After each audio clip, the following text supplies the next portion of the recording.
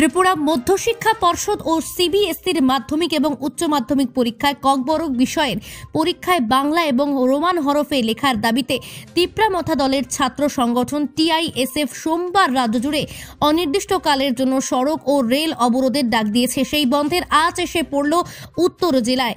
এদিন সকাল 6:30 থেকে কল্পনা সিনহা এবং জয়চুং থানার নেতৃত্বে ধর্মনগর মহকুমাধীন নয়া গাং বাজার সংলগ্ন এলাকায় 8 নং আসাম আগরতলা জাতীয় সড়ক অনির্দিষ্টকালের জন্য অবরোধ করে বসে উপজাতির ছাত্র সংগঠন। আর রাজ্যের লাইফলাইন বন্ধের ফলে অবরোধ স্থলের উভয় পাশে পণ্য বোঝাই লরি ও খালি লরির দীর্ঘ লাইন পড়েছে। ঘটনার খবর পেয়ে ঘটনাস্থলে ছুটে যান ধর্মনগর মহকুমা পুলিশ আধিকারিক দেবাশিস সাহা ও বাগবাসা থানার পুলিশ বাহিনী। এদিকে রেল যোগাযোগও মুখ থুবড়ে পড়েছে। চোরাইবাড়ি স্টেশনেও একটি ট্রেন দাঁড়িয়ে থাকে, এতে যাত্রী হয়রানি চরমে উঠেছে। ধর্মনগর প্রতিনিধি রিপোর্ট, নিউজ অবিকল। কারণ হচ্ছে আমাদেরকে শিক্ষা থেকে বঞ্চিত করা, আমাদের অধিকার থেকে বঞ্চিত করা। তার জন্যে আমাদের যে 1969-এ স্বীকৃতি দেওয়া একটা জাতিগোষ্ঠীর ভাষা, সে কীভাবে পরীক্ষা দিবে, কি হরফে লিখবে, সেটা নির্ধারিত করার কে আছে?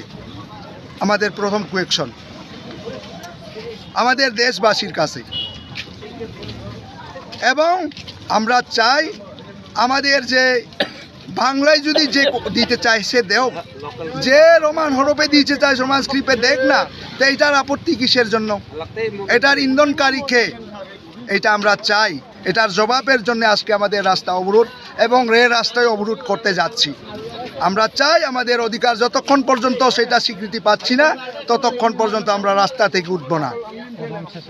এটা লোকসভা নির্বাচনের আগে রাজ্যের শাসক দলকে চাপে পালার কোনো প্রয়াস নাই তো আপনাদের? যে আমাদের রাজ্য সরকার, কেন্দ্র সরকার সেইটা নয়, এইটা উস্কানিমূলক কে দিচ্ছে সেইটা আগে প্রমাণ হোক।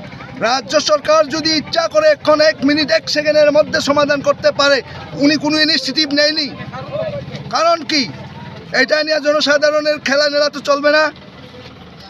একটা সরকার উনি নীরব পালন করছে, আমরা মর্মাহিত।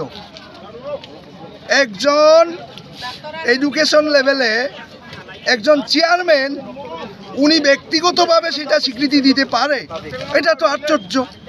বিষয়টা কি? রাজ্য সরকার এটার ভূমিকা নেবার কিচ্ছু নাই। আমরা তো জানি ডক্টর যে আমাদের প্রফেসর, আমাদের যে সাহাজি, হ্যাঁ, উনি তো একজন এডুকেটেড, উনার সাথে আমরা কি বলবো? উনি তো সেইটা নিয়ে ডিসকাশন করতে পারে, কোনো প্রবলেম নেই। তো সে উনি করছে না। তার জন্যে আমি আমার আন্তরিকভাবে হৃদয় কণ্ঠ থেকে উনাকে করজ জুড়ে আমি প্রণাম জানাই যে অন্ততপক্ষে সেই ভাষার স্বীকৃতিটা দেখ, সেই অধিকারটা দেও।